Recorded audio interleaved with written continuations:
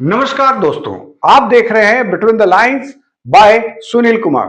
हम रोजाना एक विश्लेषणात्मक खबर लेकर आपके सम्मुख हाजिर होते हैं। आज का हमारा टॉपिक है अमेरिका और इजराइल के सामने ईरान कैसे टिका है। एक नामुमकिन प्रतिरोध, दुनिया की सबसे बड़ी सैन्य ताकत, अमेरिका और मध्य पूर्व की सबसे उन्नत तकनीक वाले देश इजराइल, जब ये दो ताकतें किसी देश के खिलाफ एकजुट हो जाए तो किसी का भी टिकना मुश्किल ही नहीं, नामुमकिन हो जाता है।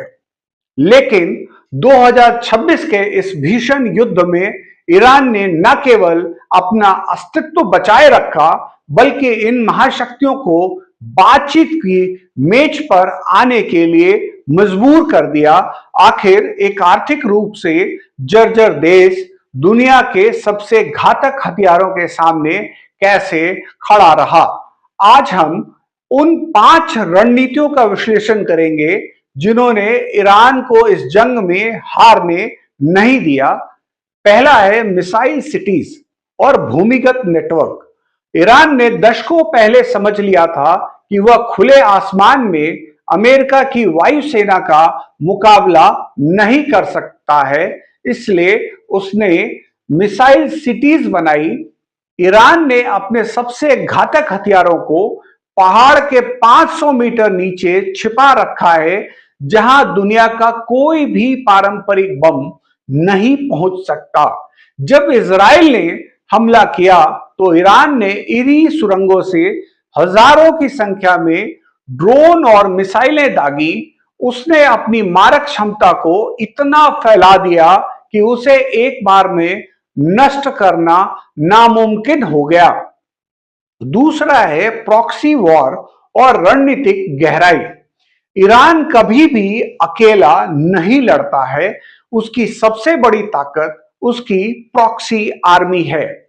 जब इजराइल ने तेहरान पर निशाना साधा तो लेबनान ने हिजबुल्ला और यमन से हूतियों ने इजरायली बंदरगाहों और अमेरिकी ठिकानों पर हमला करना शुरू कर दिया।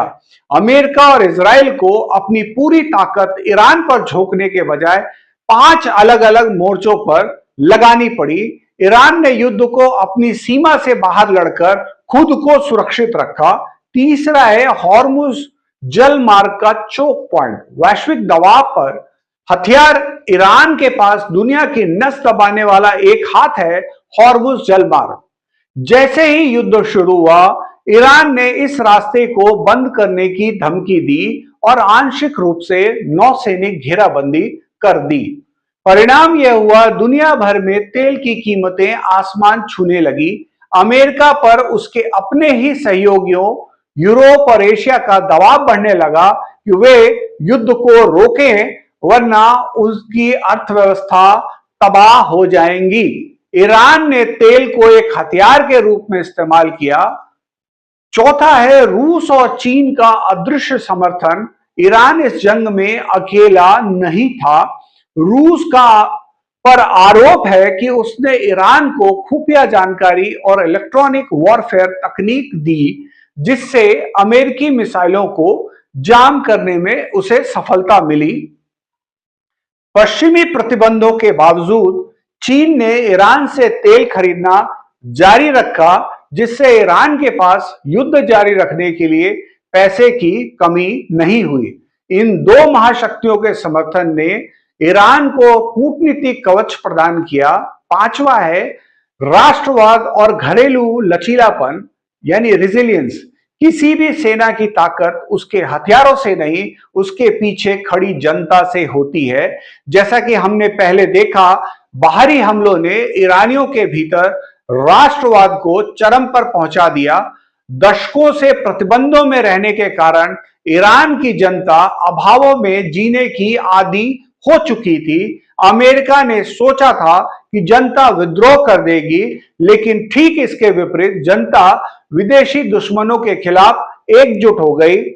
सवाल यह है कि भविष्य की चुनौती में ईरान का टिके रहना उसकी सैन्य तकनीक से ज्यादा उसकी असीमित युद्ध की रणनीति की जीत है।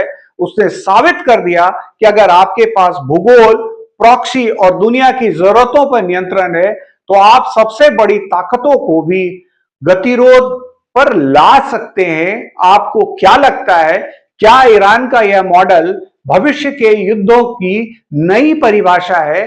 क्या अमेरिका की मैक्सिमम प्रेशर रणनीति फेल हो गई? अपनी राय कमेंट्स में दें। कंटेंट पसंद आया हो तो वीडियो को लाइक और शेयर करें, साथ ही चैनल को सब्सक्राइब करना ना भूलें। धन्यवाद।